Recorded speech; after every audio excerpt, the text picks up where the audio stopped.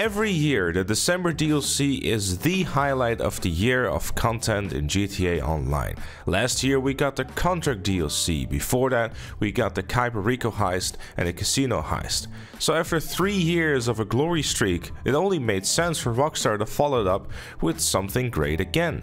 A 2-part story after the Contract DLC? That has got to be good.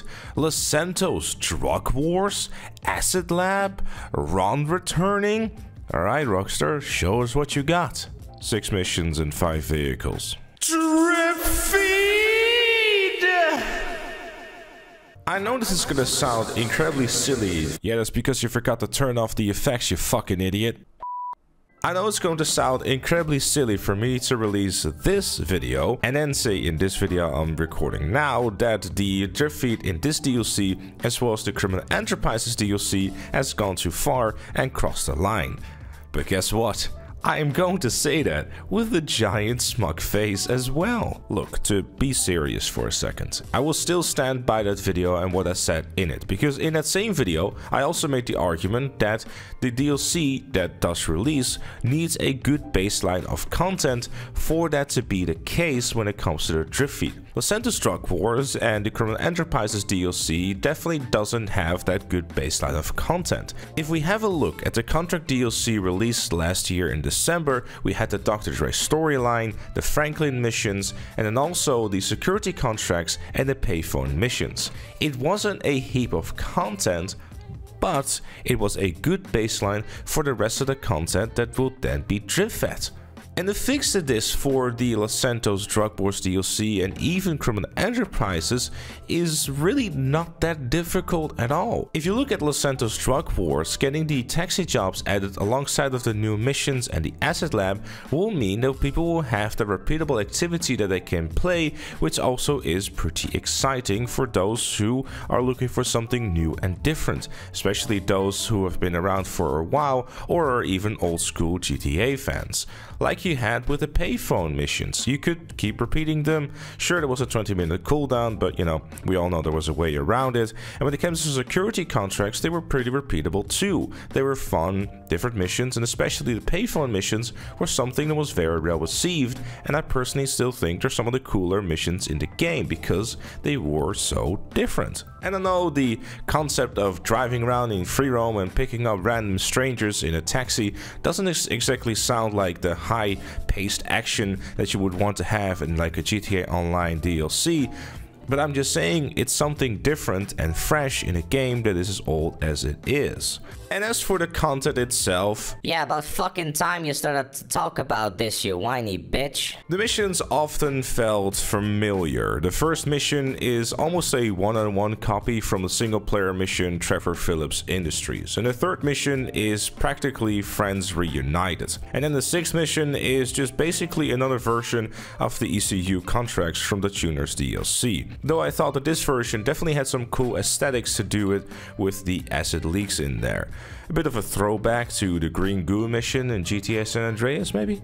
Sure, the missions aren't exactly the same, but they are a little bit too close. That said though, the fourth mission, fantastic. Great job on that one. It fits the theme of the DLC perfectly and was just fresh and just different. I also really appreciate the fact that there are some different versions of them, which makes replaying the missions also feel fresh. And just really cool to see that there's kind of like a different LSD and or acid trip for all of them.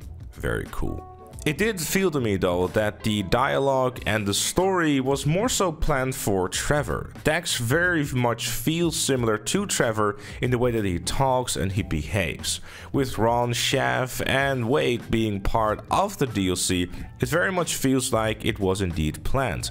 But since Stephen Ogg, the actor of Trevor, doesn't want to be your cartoon anymore, that obviously didn't happen. Cartoon, but I myself could never be a cartoon, because a cartoon is not even real.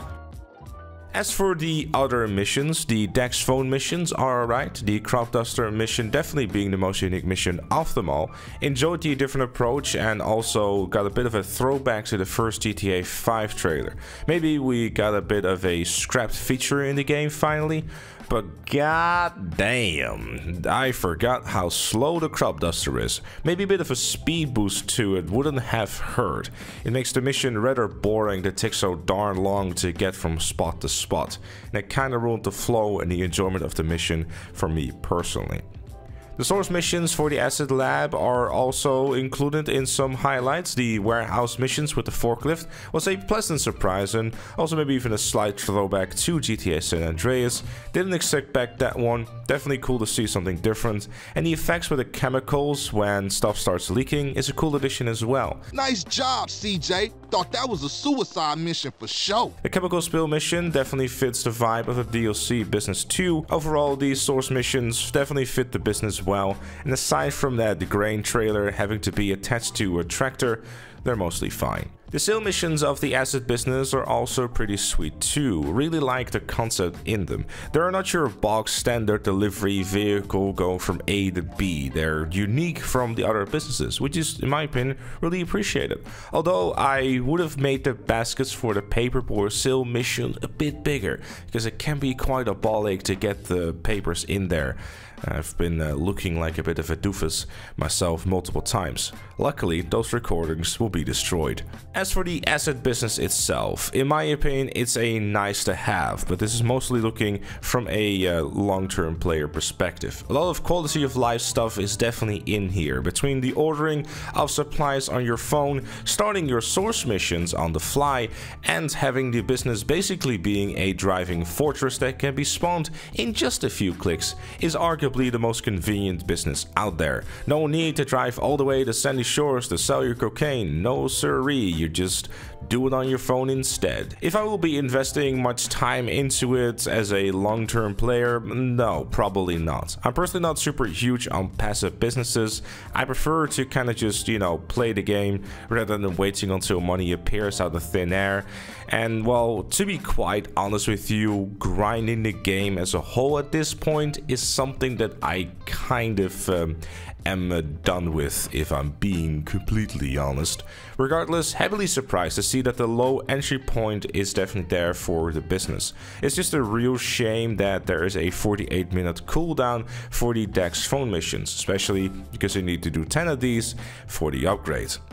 And trust me, I've done 30 of them in about 2 days for the Acid Lab guide, so if you excuse me, I never want to see Dex's face again. But regardless, the amount of money you earn with the missions in order to unlock the Acid Lab is also a very nice little detail there too. That way, this business effectively doesn't cost you a lot at all and is indeed a very low entry point, which is very nice. So yeah, that is the Los Santos Drug Wars DLC for now. Lots of cool stuff is still coming up in the next couple of months, with snow likely dropping down upon us somewhere closer to Christmas. I saw that the citizens of Los Santos have finally figured out how to make snowmen. It does feel to me though that Rockstar is trying to figure out how to kind of stretch content while releasing less of it to try to keep the focus on GTA 6. With the Criminal Enterprises DLC, it kind of was like, it's a summer DLC, there's a lot of quality of life stuff in here, so I guess we'll excuse it. But when the December DLC is as small as this one really feels, and the quality of life updates are like, hey, here's the air freight business with triple cash permanently, but the business itself isn't still all that great, and also that you can now request your BMX from your garage, which is something that's, well, let's be honest about this. Is that really something that was worth a highlight in a Newswire post and not a, oh, by the way?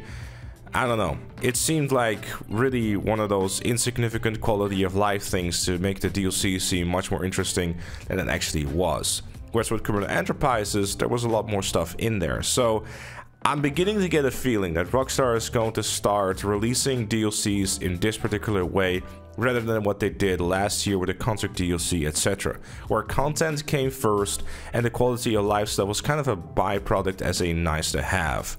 It seems that now, for whatever reason, Rockstar's like, hey, instead of releasing new content, how about we finally start fixing the game?